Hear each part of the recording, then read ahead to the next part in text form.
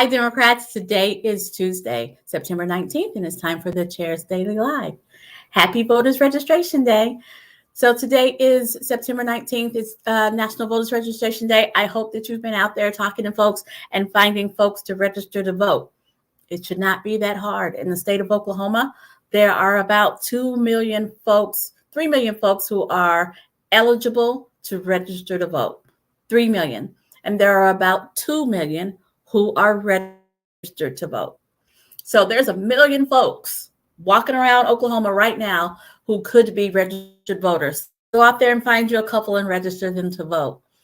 So today I want to talk about how taxpayer money is spent in Oklahoma. Now, I'm not going to go into the whole thing, but I am going to talk about a couple of things that caught my eye as I was doing my daily search of news today. So I've talked about this before, but we have updated numbers. The Oklahoma Turnpike Authority is losing money. It is hemorrhaging money because we've gone from people at the tolls to plate pay, which, you know, who says plate pay is a bad idea, whatever. Here's my problem with plate pay in Oklahoma is it wasn't all the way thought out. And so this calendar year, we're set to lose about $28 million because of plate pay, because of paper tags, because of altered tags, because somehow we refuse to work with the tribes and we're having a hard time tracking down folks who have tribal tags. And then there are people when they're driving dealer cars. And there's all of these reasons, right? Where back when you had to stop, people would just stop. Right? You weren't going to blow past because you had a paper tag. Now you have a paper tag. There's nobody even there for you to stop and pay. And so we're losing about $28 million on the toll roads, which, again, should have been paid for a really long time ago. But don't even get me started there. We're losing a lot of money there. And it just doesn't seem to be like a sense of urgency in that issue, which is a little concerning. We are at risk. We stay at risk of losing rural hospitals because of a lot of antiquated rules and a lot of rules that come out of nowhere. But we are at risk of losing some of our rural hospitals, secondary to funding and how that's working out.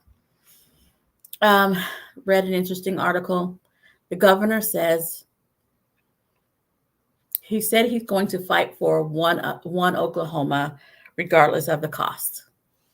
I'm going to fix the headline. He's going to continue to fight the regardless of the cost. He continues to spend taxpayer dollars in his numerous fights against our federally recognized tribal nations. He just keeps fighting. And if it's not about the compact roads, if it's not about the roads, it's about police. If it's not about police, I mean, he just keeps looking for reasons to fight with our with federally recognized tribes. And he just came out and said in an interview that I'm going to fight. I'm just going to keep fighting regardless of the cost, because it's not coming straight out of his pockets. It's coming out of ours. He's using taxpayer dollars to continue his fight with the tribes, which I cannot even. And then the superintendent of public instruction, you guys have heard about it, I'm sure, released an anti-teacher union video. Not real sure how he justified it, but he's anti-teacher union. And so he released, he commissioned a video that 22,500 taxpayer dollars went to fighting teachers' unions. It feels like an improper use of our tax dollars, but that's what he did. And then finally, a report came out today from the Secretary of Education that Oklahoma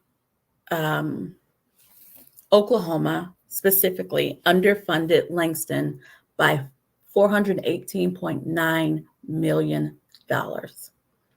And what happens when you underfund a university, they put off stuff like campus infrastructure, student support services, research and development. And why am I pointing out Langston? because the report was about how states are underfunding historically Black colleges and universities. And Langston is the historically Black college that is in Oklahoma. And Oklahoma joined a lot of other states, mostly Southern, in underfunding the HBCUs. Now, how do we know if they underfunded them or not? I learned something in this article. Langston University is a land grant university, which is, there's just so much wrapped up in it. But so land that was taken from tribes was given in all these southern states was given to land grant universities. That was the first round. And then they said, well, but Black students can't go to those, and so we'll give them some land so they can have some schools. And so what these southern states are doing, and not all of them are southern, but mostly what the southern states are doing is they're funding the schools that aren't necessarily historically Black colleges or universities. They're funding them at the rate that they're supposed to. But the HBCUs, they're just not. They just, when it comes time to allot the money, they aren't allotting any to the historically Black colleges and universities. And I'm specifically talking about Langston because that's the one that's here. But it happened all over the South, and Oklahoma is guilty. So this isn't an instance of us spending money that I wonder why. This is an instance of us directly not spending money in accordance to law. It's a lot, folks, but I'm always talking about bills and I'm always talking about the other side of the aisle, but that's not the entirety of our state. And I think it's important that we talk about the entirety of our state so we have a complete picture of what's happening. The way our taxpayer dollars are spent need to be talked about, examined, and questioned. We need to hold our elected officials accountable to making the decisions that keep us above board, that recognizes all of our citizens, and make sure that we're safe.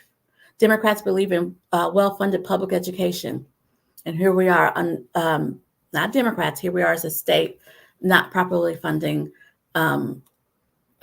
Langston University, which is a public university.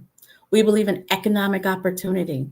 And here we are not funding, just throwing away money on the tax, the plate pay, throwing away money on fighting the tribes.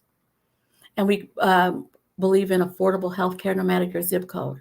And we are at risk of losing more rural hospitals in our state. We got to talk about it, we got to deal with it, and we got to hold our elected officials accountable. Thanks for joining me, and I'll see you tomorrow at 4:15.